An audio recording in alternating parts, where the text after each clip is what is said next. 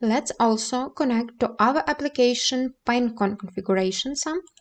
You can open this one and you see that you need to from Pinecone API key, environment, index, and URL.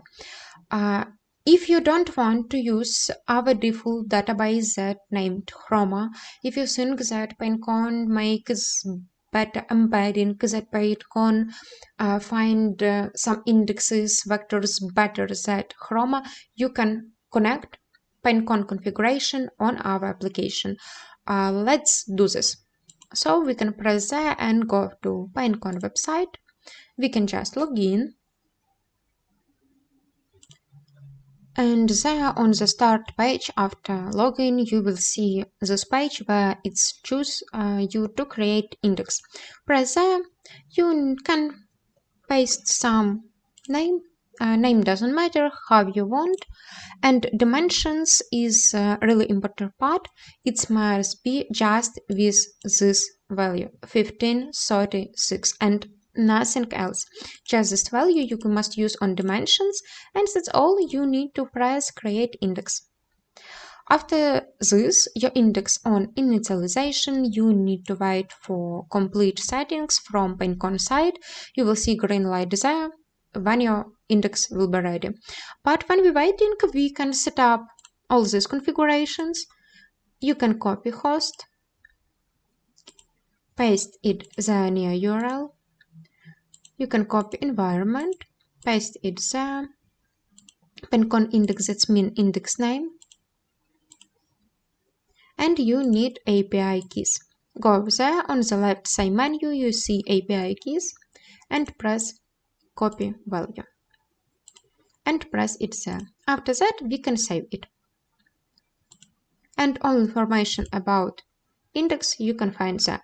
Need to wait for full initialization before using from Pinecone side. And now you see green light. That means that you can put some information on Pinecone. So let's go to our training page. And there on training page, you now on default database. This database was created when you set up your application on init step. And now we can create new one. For example, if you want to use Pinecone database, you can just change type database and write name, for example, like this. And I want to make this base main. That means that now this base start be main on this page, and we don't see any information that we have currently uploaded, something like UBOS tag. We will see everything empty because we just create this database that don't have any data inside. As for now, press save. And yes, we don't see another information.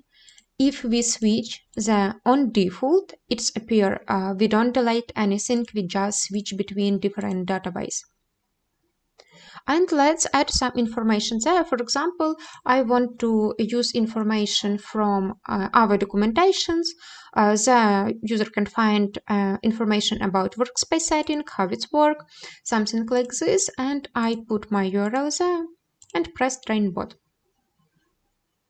Everything the same that we see on another videos where we put information on database, and need to wait how many times it's spent for training. Depend of your web page, depends of your link. Now we need to wait. It's source saved. We can refresh it anytime if you want. And now it's saved. It's correct. Let's open. Yeah, and there we see our information from this page. That's all are there on 7 pages. And let's try to change our bot working on this database. It's not enough to change database there. If you create the new one, you need to go to AI setup page, and there where you have ChatGPT prompt configuration, you will find knowledge base. You have default Chroma, you change to UBOS server Pinecone, and it's successfully saved. As for now, all my bots will answer you according to this information. Let's test it. For example, we need more info about CPU basic plan and need to wait.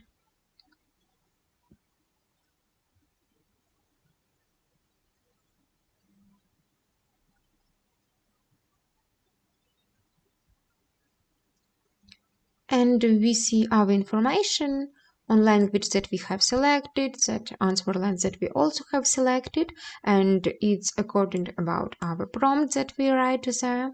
And let's change the some language and try one more time. But I see this is correct information. This is really price per month. This, as I see, price per hour, and this correct. And let's give some more questions. For example, let's ask about X large plan CPU and RAM and wait and information.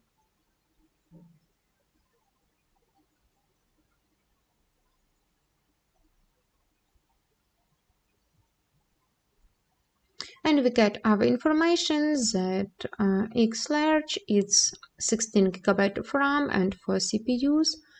And also it's provide more information that we can set don't sleep for the sleeping time and pricing per hour and per month. And this correct information about CPU X large we can find it there, and this is correct. So it's not too hard to connect some another base to your bot and switch it and every moment that you need.